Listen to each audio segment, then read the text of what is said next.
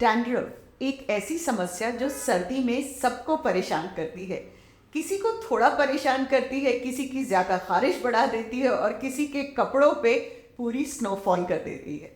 तो डैंड्रफ क्या है और क्या डैंड्रफ से निजात पाई जा सकती है? पहली बात तो समझना ये ज़रूरी है कि डैंड्रफ सिर्फ कंट्रोल हो सकता है। ऐसी कोई दवा दुनिया में नहीं बनी कि जो उसको ख़त्म कर दे, क्योंकि वो एक बीमारी नहीं है।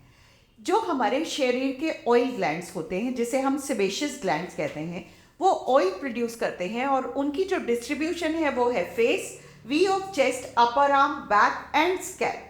तो सर्दी में क्योंकि ड्राइनेस बहुत ज़्यादा हो रही है, तो बॉडी में कहीं ना कहीं ये सिग्नल जा रहा है कि ऑयल को और ज़्यादा प्रोड्यूस कीजिए, और वो जो ग्लैंड्स हैं वो ऑयल प्रोड्यूस ज़्यादा करने लगते हैं। दूसरी चीज़, सर्दी में हमारा जो है जो स्किन का एक्सफोलिएशन टाइम है, स्किन की सतह होती है, स्किन में नीचे से लेके ऊपर तक 30 दिन में लेयर्स झड़ती चली जाती हैं और नई स्किन ऊपर आती चली जाती है।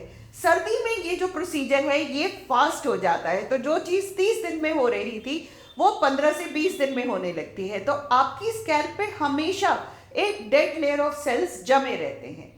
डैंड्रफ दो तरह का होता है, ड्राई डैंड्रफ और ऑयली डैंड्रफ। ड्राई डैंड्रफ जो है, जो जिनकी ड्राई स्किन है उनको ज़्यादा होता है, और वही है जो बिल्कुल झड़ता हुआ आपके कॉलर पर नजर आता है।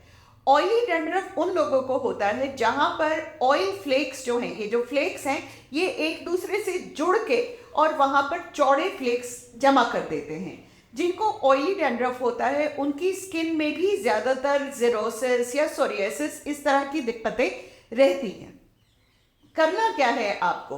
दोनों चीज़ों को ठीक करना बहुत ज़रूरी है। देखिए, जो कॉस्मेटिक है वो तो अलग बात है कि भाई अच्छा नहीं लग रहा है, लेकिन अगर डैंड्रफ होता है और ख़ासकर ड्राई डैंड्रफ, वो आपके बालों की जड़ों को वीक कर देता है और बाल झड़ने की जो वजह है वो एक बन जाती है। ऑयली डैंड्रफ जो है वो स्कैल्प को इरिटेट करता है, उसे हम सेबोरिक डर्मेटाइटिस बोलते हैं। मैंने पहले भी बोला है कि हम डर्मेटोलॉजिस्ट की भाषा में एक्जिमा नाम की कोई चीज़ नहीं होती, और आइटिस मीन्स इन्फ्लेमेशन होता है। तो करना क्या है इसको दूर रखने के लिए? होपफुली मैंने डैंड्रफ आपको समझा दिया है। जो एंटी डैंड्रफ शैम्पू होते हैं उनका नुकसान ये है वो बालों को बहुत ज़्यादा ड्राई करते हैं। अब देखिए, डैंड्रफ तो स्कैल्प में है और इस जड़ से, इस बालों से उसका कोई लेना देना नहीं है।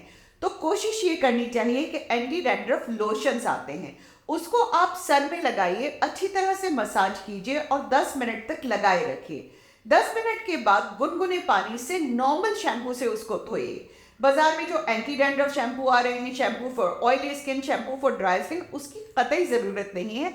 कोशिश कीजिए कि शैम्पू फॉर नॉर्मल स्किन लेके एक एंटी डैंड्रफ लोशन लगा के उसको धोएं, और अगर आपके बाल ड्राई हैं तो बाद में कंडीशनर लेके इस तरह से इन बालों पर लगाएं ताकि बाल रूखे ना हो।